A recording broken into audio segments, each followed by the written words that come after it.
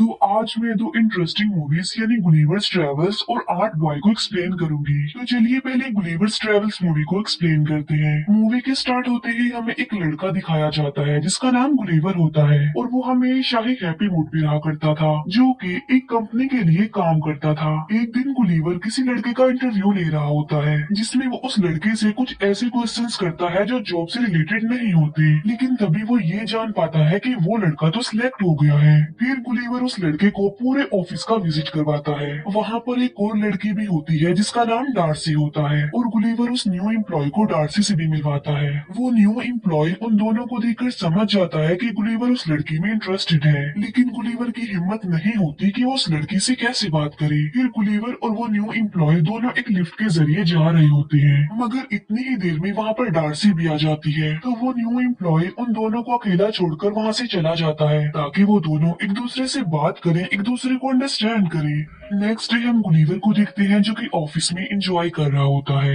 लेकिन इतनी ही देर में वहाँ पर वो न्यू एम्प्लॉय आ जाता है जो गुलिवर को बताता है कि क्या तुम जानते हो कि मेरी प्रमोशन हो गई है और अब से मैं तुम्हारा बॉस हूँ। फिर वो न्यू एम्प्लॉय गुलिवर को ये भी कहता है कि तुम्हारी नेचर ही है जिसकी वजह से अभी तक तुम्हें कोई प्रमोशन नहीं मिली, इसीलिए तुम्हें अपने नेचर को चेंज करना चाहिए, क्योंकि तुम्हारी नेचर की वजह से ही डार्सी भी अभी तक तुम में इंटरेस्टेड नहीं हुई। ये बातें सुनकर गुलिवर थोड़ा अपसेट हो जाता है और इसके बाद वो डार्सी के ऑफिस में जाता है। वहाँ जाकर वो एक फॉर्म उठा लेता है जो कि ट्रैवलिंग का फॉर्म था। डार्सी उससे पूछती है कि क्या तुम्हारा ट्रैवल में कोई इंटरेस्ट है, जिस पर गुलिवर कहता है कि यस, बहुत ज्यादा। वो बताता है कि मैं न्यूयॉर्क, इंग्लैंड, इवन इंडिया भी घूम कर आया हूँ। ये सुनकर डार्सी खुश हो जाती है और वो गुलिवर को कहती है कि फिर तो तुम्हें जरूर कुछ न कुछ लिखना चाहिए उन जगहों के बारे में जहाँ पर तुम घूम कर आए हो। लेकिन गुलिवर जब कुछ लिखने लगता है तब उसे कुछ भी नहीं याद आ रहा होता कि उसे लिखना क्या चाहिए, क्योंकि डार्सी को इम्प्रेस करने के लिए गुलिवर ने उसके साथ झूठ बोला था, जबकि वो तो कहीं पर भी नहीं गया था।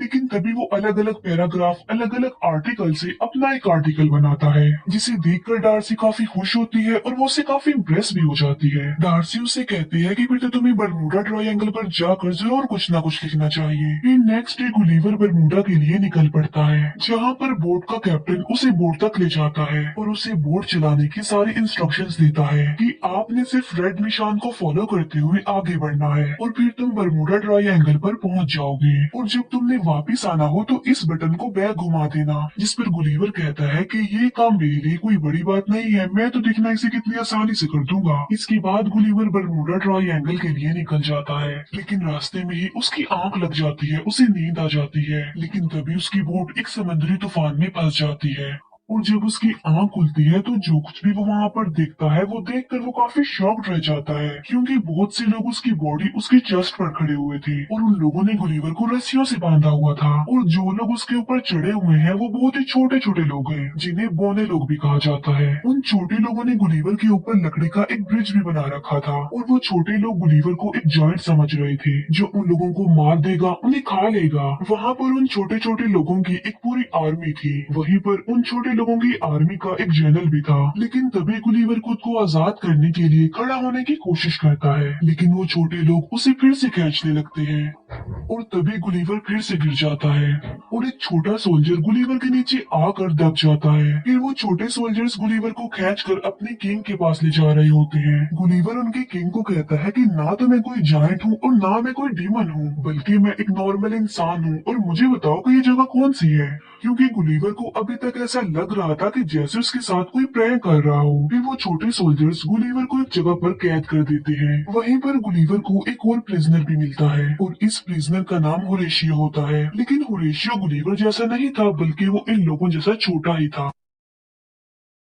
गुलिवर होरेशियो से पूछता है कि तुम यहाँ पर क्यों हो, जिस पर होरेशियो कहता है कि मैं प्रिंसेस से बहुत प्यार करता हूँ, इसीलिए प्रिंसेस के फियांसे यानी जनरल ने मुझे यहाँ पर लाकर प्रिजनर बना दिया है। और इतनी ही देर में वहाँ पर जनरल आ जाता है। गुलिवर उस जनरल को देखकर कहता है कि तुम एक बेवकूफ इंसान हो, जिस पर वो जनरल उससे पूछता है कि बेवकूफ का मतलब क्या होता है, जिस पर गुलिवर कहता है कि बेवकूफ का मतलब होता है सबसे बहादुर आदमी। इसके बाद वो जनरल खुद को बेवकूफ कहकर बुलाने लगता है। फिर एक दिन वो जनरल बैल की जगह गुलिवर को लगाता है और खुद उसकी सवारी करता है। लेकिन तभी उनकी किंगडम पर दुश्मन की किंगडम अटैक कर देती है और पूरे पैलेस में आग लगा दी जाती है। और तो और प्रिंसेस को भी किडनैप करने की कोशिश की जाती है, लेकिन तभी वहाँ पर गुलिवर आकर प्रिंसेस को बचा लेता है। लेकिन पूरे पैलेस में अब आग लग चुकी थी और डर की वजह से लोग पैनिक कर जाते हैं, इधर उधर भागने लगते हैं और वहाँ पर लोगों की हलचल मच जाती है। तब गुलिवर उनसे कहता है कि सुनो, इसमें कोई टेंशन वाली बात नहीं है, आग मैं बुझा दूंगा। और फिर गुलिवर वहाँ पर लगी सारी आग बुझा देता है।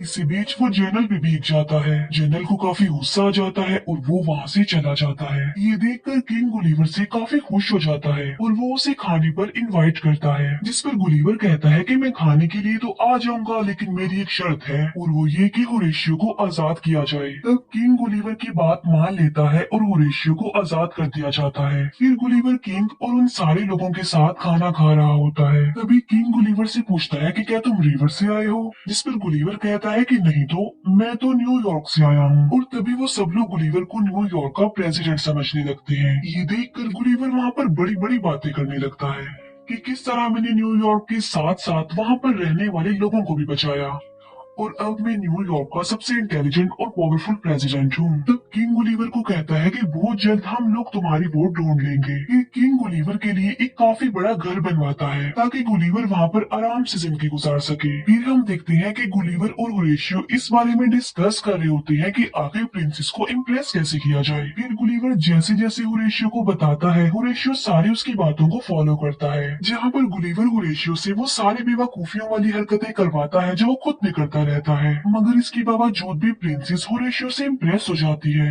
उसी रात को वो जनरल गुलिवर की बोट ढूंढ लेता है, क्योंकि जनरल जल्द से जल्द गुलिवर को वहाँ से निकालना चाहता था। बोट में गुलिवर को अपना मोबाइल मिल जाता है, जिसमें डार्सी का वॉइस मैसेज आया होता है और गुलिवर उसे सुनने लगता है। मैसेज में डार्सी ने गुलिवर को कहा होता है कि मैं तुमसे मिलने के लिए वहाँ पर आ रही हूँ। फिर हम देखते हैं कि एक बार फिर से दुश्मन की किंगडम ने उनकी किंगडम पर अटैक कर दिया है। तभी होरेशियो गुलिवर को आकर बताता है कि हमारे किंग ने किंगडम का जनरल तुम्हें बना दिया है, इसीलिए अब तुम्हें ही हमारी किंगडम की हिफाजत करनी है। फिर गुलिवर दुश्मन की किंगडम से लड़ने के लिए उनके सामने आता है। वो उन्हें समझाने की काफी कोशिश करता है कि यहाँ से वापस लौट जाओ, लेकिन दुश्मन गुलिवर की बात नहीं सुनते और पत्थरों से उस पर अटैक करने लगते हैं, जिसका गुलिवर पर जरा भी असर नहीं होता। फिर गुलिवर उनकी बोट्स को खींचकर किनारे तक ले आता है। इस तरह गुलिवर उनकी किंगडम को बचा लेता है और अब वो जनरल गुलिवर से और ज्यादा जेलस होने लग गया था। फिर गुलिवर और बाकी लोग अपनी जीत को सेलिब्रेट कर रहे होते हैं। वहाँ पर गुलिवर को एक हीरो बना दिया जाता है और तो और उसे बहुत सारी सर्विसेज भी प्रोवाइड की जाती है। प्रिंसेस जनरल से अपनी एंगेजमेंट तोड़ देती है, जिसकी वजह से जनरल को काफी गुस्सा आ जाता है और वो दुश्मनों के किंग के पास चला जाता है। जनरल ने गुलिवर की बोर्ड से वो मैगजीन चुरा ली थी जिसमें रोबोट बनने का सारा मेथड लिखा हुआ था। तब वो जनरल रोबोट बनकर गुलिवर के सामने आ जाता है। गुलिवर जब उस रोबोट को देखता है तो वो काफी डर जाता है और रोबोट उसे हवा में उछालकर फेंकने लगता है और सबको गुलिवर की रियलिटी पता चल जाती है और वो सबको बताता है कि मैंने जो कुछ भी कहा, जो जो बड़ी बड़ी बातें की, वो सारी झूठ थी। फिर वो जनरल गुस्से में आकर गुलिवर को बांध कर कहीं पर भेज देता है। गुलिवर एक जगह पर पहुंचता है जहां पर उसे लगता है कि अब वो अपने जैसे लोगों के बीच में आ गया है, मगर इस बार तो वो ऑपोजिट जगह पर आ गया था। पहले जहां पर वो छोटे लोगों में चला गया था और अब अपने से कई गुना बड़े लोगों में आ गया था, जहाँ पर एक बच्चे ने गुलिवर को खेलने वाले डॉल बना लिया था। और तभी गुलिवर वहाँ पर होरेशियो से मिलता है। होरेशियो उसे बताता है कि हमारे एरिया में डार्सी तुमसे मिलने आई है, लेकिन जनरल ने उसके साथ साथ किंग को भी प्रिजनर बना लिया है और अब तुम ही हो जो उनकी हेल्प कर सकते हो और उन्हें छुड़ा सकते हो। और तब रात को ही गुलिवर डार्सी और किंग के पास पहुंच जाता है।